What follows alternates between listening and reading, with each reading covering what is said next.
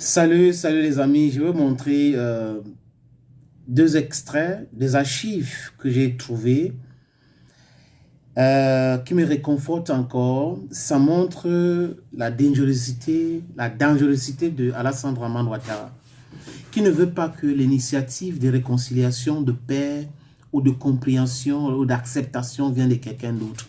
Ça doit venir de lui. En fait, c'est lui, pour lui, la Côte d'Ivoire lui appartient. C'est ce que Ouattara dit, c'est ce qu'il pense, c'est ce qu'il fait. La Côte d'Ivoire appartient à Ouattara. L'avenir des Ivoiriens lui appartient. Malgré le fait que les Ivoiriens sont en train de fuir leur pays en masse, les soutiens de Ouattara qui passent leur temps à insulter les gens sur les réseaux sociaux, les Ouattara moutons qui ne comprennent rien dans la politique, dans la géopolitique, même une petite lecture d'une situation compliquée n'arrivent pas à le faire. Ils proposent plutôt la violence verbale, la violence physique, les menaces et autres. Mais ils doivent se rendre compte que cette situation ne peut pas durer éternellement. Que leur champion va quitter le pouvoir et peut-être de façon la plus humiliante. S'il n'est pas intelligent, s'il n'arrive pas à changer pour accepter partir paisiblement, il va partir de façon humiliante. Et j'ai peur pour ceux qui sont en train de le soutenir. Pas que quelqu'un va les faire du mal, mais la honte, les faux pasteurs qui sont en train de parler de lui, les faux analystes, les faux docteurs, les faux intellectuels, tous ces gars-là, j'ai peur qu'ils vont quitter la Côte d'Ivoire. Oui, qu'ils vont quitter la Côte d'Ivoire. Tous les médias qu'on met en contribution là pour mater le peuple ivoirien, le vrai. Tous les médias qu'on met en contribution en Côte d'Ivoire là pour mentir le peuple, pour manipuler la conscience de la jeunesse ivoirienne. La jeunesse ivoirienne sait que oui, il y a des endroits à Abidjan, c'est bien, mais ailleurs, ce n'est pas ça. C'est une vérité. Mais il y a des quartiers à Abidjan qui ne sont pas Abidjan. Donc, bref, quand les gens sont en train de défendre l'indéfendable, défendre les gens qui sont en train de tuer l'avenir de la jeunesse, ça pose un énorme problème. Je dis encore, je ne suis pas fan de Kibafore Soro Guillaume. Je l'ai combattu depuis 2002. Depuis 2002. Voilà, 2002. Je l'ai combattu après le coup d'État manqué, la rébellion et autres. Oui, mais seulement aujourd'hui, qui est moi? Je ne suis pas Dieu. Donc, nous devrons accepter le pardon des gens, essayer de travailler avec eux parce que nous avons besoin de tous les enfants d'Afrique. Mais la responsabilité doit être établie. C'est la justice, le travail de la justice. Ce n'est pas mon travail de dire qui a fait ci, qui a fait ça. Mais lui, il a reconnu qu'il a commis vraiment, il a fait des erreurs. Il a fait du mal au peuple ivoirien. Dans cet extrait, il dit des choses clairement là-dedans. Et c'est bien après, les amis, je vous le dis, c'est bien après qu'il a commencé à avoir des problèmes avec Ouattara. C'est comme s'il avait déjà vu Ouattara comme quelqu'un qui n'était pas sérieux. Et il a compris qu'il devait se réconcilier avec son ancien maître qui est Laurent Gbagbo. Il devait se réconcilier avec le peuple ivoirien pour avoir la paix de cœur. Parce qu'il avait été manipulé par la France, manipulé par Alassane Dramane Ouattara. Et aujourd'hui, il est pourchassé. Il est l'ennemi public numéro 1 de Ouattara. Les amis, je vous suggère d'écouter ce premier extrait de Guillaume Soro qui parlait de la réconciliation et du pardon. On écoute. Ça arrive, hein? On écoute. Je veux d'ici même encore demander pardon aux Ivoiriens pour tout ce que j'ai pu faire, les fautes que j'ai pu commettre, les offenses que j'ai pu faire à ce peuple qui a tant souffert. Je demande pardon. Les offenses qu'il a pu faire au peuple ivoirien, les erreurs qu'il a pu faire au peuple ivoirien, la souffrance qu'il a infligée au peuple ivoirien. Ça ne vous dit pas quelque chose?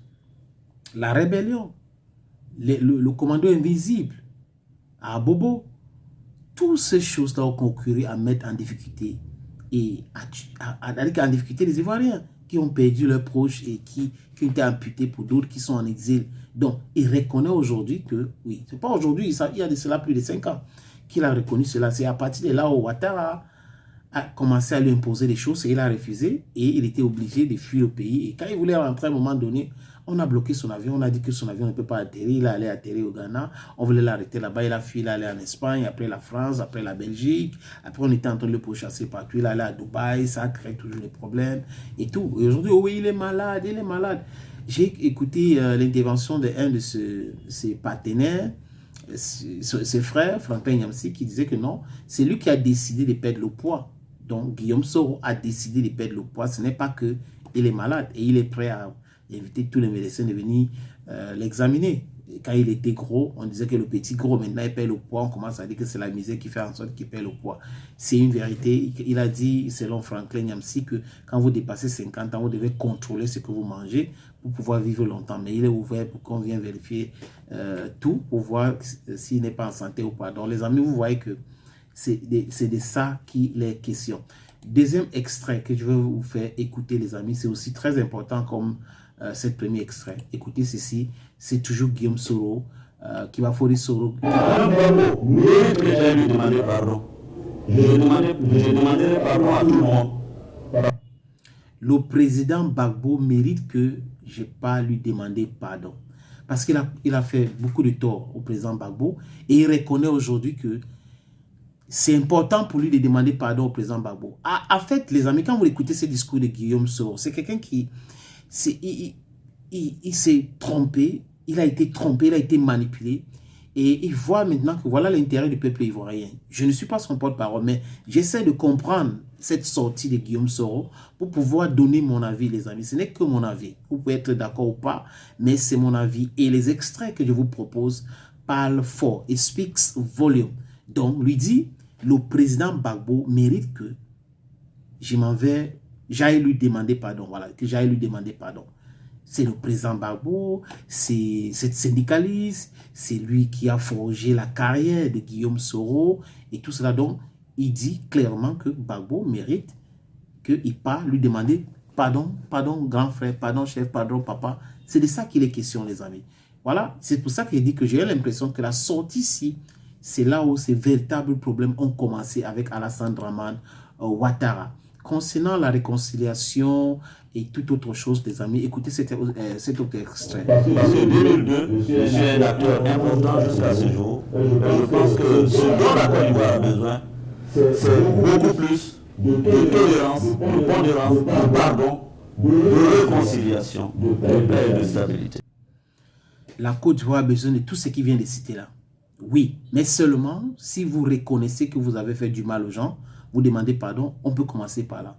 Mais le déni ne règle pas le problème parce que Ouattara et ses soutiens sont dans le déni aujourd'hui, les amis. C'est pour cette raison que rien ne peut avancer dans cette atmosphère. Rien ne peut avancer dans cette atmosphère de déni. Et Guillaume Soro avait commencé à accepter cela. Oui, il reste un acteur principal quand on est en train de parler de 2002, coup d'État manqué, rébellion et autres. Donc, il sait de quoi il est en train de parler. Un jour, les archives seront ouvertes et vous allez voir ce que nous disons ici tous les jours et vous n'arrivez pas à accepter. Il a fait beaucoup d'erreurs, Guillaume Soro, et aujourd'hui, on comprend que quand il a voulu se repentir, Ouattara a dit non, je vais en finir avec ce monsieur. La France s'est fâchée, tout le monde s'est fâché. Aujourd'hui, il est sur ses terres, il est en Afrique, il est au Niger. Espérons que ces vérités-là vont aider à libérer la Côte d'Ivoire, à libérer l'Afrique d'Alassane Dramane Ouattara. Thank you, friends.